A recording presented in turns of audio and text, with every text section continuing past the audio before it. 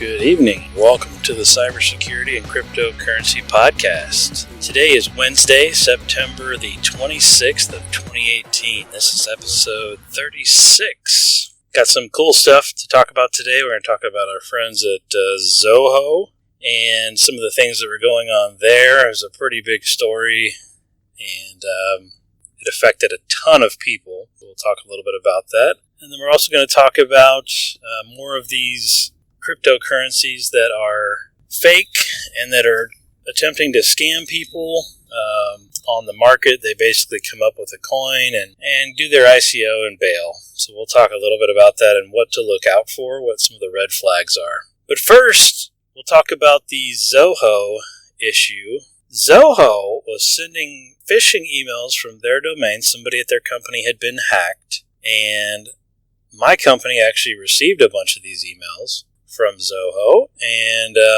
they were spoofing, our CEO and all kinds of other people, and it was a pretty big phishing campaign. We caught probably upwards of several hundred of these emails that were sent from Zoho, spoofing different people, and they sent it to damn near everybody in our company. Luckily, all of it was caught by the spam filter, but nonetheless, it was a huge phishing campaign that was going on, and seemed to be very targeted. It was going to our company specifically, and others. We weren't the only one that was getting phished, but we were definitely on the target list. We also, a sidebar, we'll jump back to Zoho here in just a second, but as part of these phishing emails that we were getting, we got one kind of in the middle of all of that it was sent to some of our executives and said, in the subject line, it said, "Your new role," and it was talking about promotions within our company. And the site that it went to, the site that it pointed to, was called theofficialboard.com, I believe it was. So on this site, you can get the org chart for numerous different companies. You can sign up for free and get the org chart for 15 companies for free, or you can sign up and pay money to get more access to more org charts. To me, that's a huge issue. You're basically allowing hackers to look at the org chart of various companies and be able to use that information in their phishing campaigns. So why this website was created, I have no idea, but theofficialboard.com, it basically has all these org charts. A lot of them you can get for completely free. So scary information that's out there as part of this, but we think that some of that information was used in this Zoho phishing campaign because it was talking about, a lot of the phishing emails were talking about recent promotions within the company. So very, very interesting stuff, but we kind of tied it back to theofficialboard.com is where they were getting the information. But back to Zoho, friends at Zoho, they were sending out all kinds of phishing emails, and lots of different companies were reporting these phishing emails to their domain registrar. Well, I can't remember the domain registrar's name off the top. It's not a big name registrar, but they shut down the domain. The registrar completely shut down Zoho.com. Oh my gosh. Can you imagine the damage that did? Holy crap. I mean, Zoho they have a ticketing system. They got a patch management system. They've got a privileged access credential management system. They've got an accounting system. They've got all kinds of products and services that they offer. I believe their accounting software is called Zoho Books, I want to say. Anyway, all of these services were affected by this domain takedown. They've also got email services that were running through them. I mean, holy crap. Very, very scary. And it took a lot of businesses offline. A lot of critical processes were taken offline by a lot of different companies. And a lot of people were very angry. The CEO of Zoho got on Twitter and started basically begging the domain registrar to turn it back on. The domain registrar's Twitter account is not active at all, but last time they posted, I think, was 2017. But it's definitely scary to see that a huge corporation like that got shut down. The domain registrar claims that they tried to contact Zoho about the issue and got no response, and that's why they decided to take action. The CEO of Zoho also was saying there was only 3 reports of phishing emails. Well, just because there was only 3 reported to you doesn't mean that there weren't thousands more that were going out, dude. Don't put your blinders on and try to blame the domain registrar. It's your fault. Somebody at your company was hacked. Plain and simple. That is the scary part of this. And for him to come out and start blaming the domain registrar that shut down his domain for all that phishing, hey, you know what? I can't really blame the registrar on this one. It's certainly unfortunate for all the people that subscribe to these services.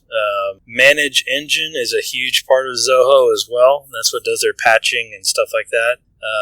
You can just imagine all the systems that were taken offline, and oh my gosh, the uproar from the community. Holy crap, people were mad.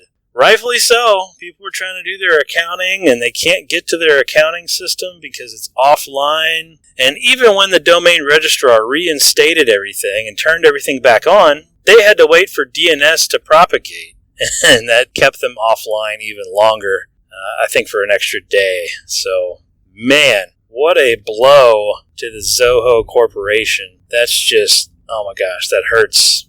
That hurts them a lot. I bet that they're going to lose a lot of business because of this, but I hope that they learn a good lesson. Number one, you need to be with a bigger domain registrar that doesn't just shut people down, especially big corporations like Zoho. That's issue number one. If you want to shut down the domains that were registered, 30 days ago that are sending out phishing emails, rightfully so, domain registrar, do it. But if you're going to shut down a corporation like Zoho that's been around for years, that is a huge problem in and of itself. So while I don't blame the domain registrar, they were following their own protocols, there has to be some sort of communication, a better communication to the people at Zoho to let them know about all these phishing emails. But they tried to contact Zoho, they couldn't get through to anybody, so they shut down their domain. And we got a ton of these emails. And I mean, they were trying everything. A lot of them had fake invoice attachments that had malware. Others had wiring instructions for wiring money. Others had fake email chains that were typed in that were supposedly approving payments to this and that third party. And they were sending it to our accounting people and spoofing everybody that they could. So it was very, very, very, very scary to see all those phishing emails come through. Luckily, they were blocked, but oh my gosh, we were getting hit hard.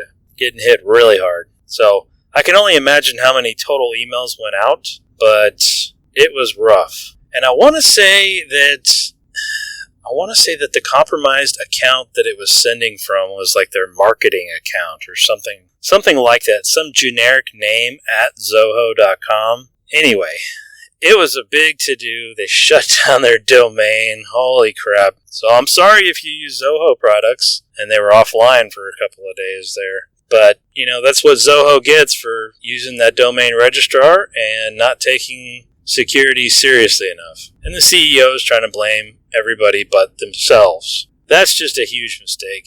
And everybody was firing back at him on Twitter. And you can go see some of the Twitter rants. They're pretty good. They're really not safe for work, so don't recommend opening up those Twitter rants at work against the Zoho CEO, but they were certainly very, very, very funny. But people were very upset, rightfully so. But that was really all I had today for cybersecurity. Newsworthy topics, not a whole lot that was happening today news-wise, at least nothing worth mentioning on here. But I do want to talk about, on cryptocurrency, I want to talk about a lot of these crypto coins that come out that are trying to lure people in as investors, and then as soon as people invest their money, all of a sudden everybody bails on the project. So I do want to let everybody know what some of the red flags are when you're looking at various cryptocurrencies to invest in. There's certainly a lot of red flags you can look out for, but probably one of the hardest red flags to look out for, I'm going to start with that. The hardest red flag is to look at their GitHub page. Oftentimes, these new cryptocurrencies that come out that are trying to lure investors, they have copied their code or cloned the code from another coin or forked the code from another coin. And while, yes, that's allowed, it's very obvious that they've cloned their code and just made some very small changes to the code to make it their own coin. And to me, that's a huge red flag, right? So yes, there is some generic code that goes in all these cryptocurrencies. There's some basic fundamental code that's released from Bitcoin organization. So people use that code base. But to just copy somebody else's code, change the name on it, and change some colors and some graphics, and call it your own, just to get listed on the exchange and have people buy into it so you can sell everything and make a huge profit, to me is, number one, it's a shame that people are doing this, but GitHub is probably your biggest indicator of whether or not the cryptocurrency you're looking at is worth a crap. If they just copied somebody else's code, it's probably not worth investing in. Some other red flags that I've seen, obviously the ones that have been around less than 30 days, that's a red flag. Even 60 days is a red flag. But if they've been around longer than that, okay, you might have something legit there. But watch the market trend on that particular crypto. Make sure that it's still trending upward. Because on a lot of these, they'll do their initial exchange listing. They'll get their price way up high by doing all these, using all these trading bots to raise their price. And then they'll go and tell the exchange to freeze all deposits and withdrawals. And so you can't withdraw the coin that you're buying to go set up a masternode, for example, or just to hang on to it and export it to your own local wallet on your computer. You can't withdraw those coins. And they do this on purpose. They want to keep your money in the market, in the exchange, so that you can't pull your money out. And this is very, very shady tactics. And a lot of these cryptos will have their own Discord channel that you can go to. And one recently that I was looking at, they shut down the withdrawals and deposits on the exchange. The coin was still listed on the exchange. You just couldn't withdraw or deposit any of that particular coin, basically rendering it useless to use the exchange. But they left it that way for more than 3 weeks, and they were telling people on their Discord channel to buy masternodes from them, and they were charging a crazy amount for these masternodes. And I mean, what a freaking scam. It's really a shame. So you really got to do your homework on these. So many of these are just a scam. If you go to the website and it's just this vague talk about a new payment system and it's faster transaction, all this very vague verbiage on their website, but the website looks really pretty, but they're really not, there's no project behind it. There's really no tangible goals that this project is ever going to reach. And that's a red flag as well. So look out for those things. These guys continue to create these new coins and scam more and more people. And they're very good at marketing their coin and scamming people into buying it when there's really nothing tangible, no goal, no project that the crypto is tied to other than yet another payment system. Well, in case you don't know, we don't need another payment system. We've got hundreds of cryptos already doing that. And, some of the top cryptos are the best at it. So all these little ones that are trying to come up and trying to get money out of people, it's really a shame. Really a shame to see it. Because it works, people buy into it. They look at the stock price, they think it's high, they're like, oh man, this is great. I'm going to get in on this. I see that the ROI on the masternode is way up there. And they think, yes, I'm going to get in on this while it's hot. And they get in on it, and the next day, the price will go from a market cap of several $100,000 down to $100 in market cap because the admins of that coin basically just cashed out everything that they could. So it happens. It happens all the time. So if you're setting up masternodes, be very cautious. Make sure that you do a lot of homework on these because there are some very shady coins out there doing some very shady stuff. So get on their Discord channel. If they're not very active, on their Discord channel, that's also another red flag. If they're not active on their Twitter account, that's another red flag. So, any good cryptocurrency project will continue the marketing. It'll continue moving forward. They'll continue progressing, even if it's slow progress. They'll provide weekly updates on what's happening. Another red flag that I've seen is these guys will use these, for lack of a better term, these cartoon-looking images for, like meet our team on the website, and it's these drawn characters, and it just shows like their first name, and it's some weird first name, and you're like, really? I don't even get to see your face? Like, how do I know this is even real? So that's another red flag. If they're not willing to show their face and back the project that they're doing, that is a huge red flag. That means they don't want you to see who they are, and they're probably just going to scam you out of your money. So anyway, just be very, very cautious. These scammers are everywhere in crypto. There's no regulations, so they can pretty much do whatever they want. A lot of these are overseas. So again, they can do whatever they want with little or no jurisdiction for the United States. And it's a shame. It's really a shame. Other red flags that I've seen, some of these exchanges that they get listed on, like CryptoBridge, every coin that I've dealt with, and no offense to CryptoBridge, but every coin I've dealt with on CryptoBridge has been a complete scam. And I don't know if it's just CryptoBridge's vetting process or what, but hey, the scammers are very good at making it look like it's a legitimate project and like it's a legitimate crypto, and they pass all of the qualifications to get listed on the exchange. And they're very good at putting all this information together in a nice, pretty package, presenting it to CryptoBridge, and CryptoBridge says, yep, you checked all the boxes, we're going to allow you to list on our exchange. So it's a big scam. It continues happening.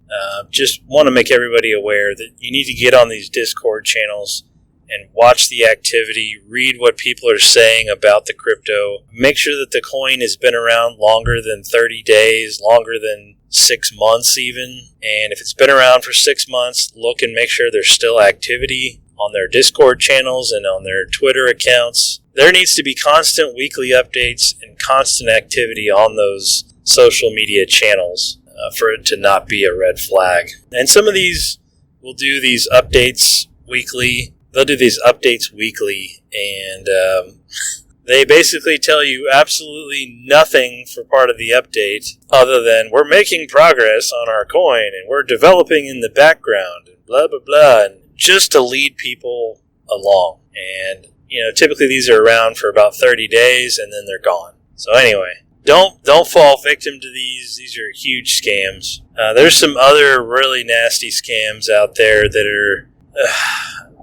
to me, it's just sick, but people fall for it. They're creating these, what they call 12-hour pump and dumps. These pump and dump groups, or these 12-hour ROI groups, where they guarantee your money back 100% in 12 hours, and then you get dividends, every 12 hours after that. It's a scam, people. It's a basic Ponzi scheme. They only pay out certain amounts to the people that are very first in on the Ponzi scheme, and they just keep the rest and run. And it's a shame that people fall for it. I was on one of these Discord channels when they were doing all this stuff, and people were buying into it. You can go on the they were buying Ethereum, and you can go on the Ether blockchain and look at all the Ethereum transactions. You can look at the smart contract that's out there that everybody was paying all this money into, and you can see that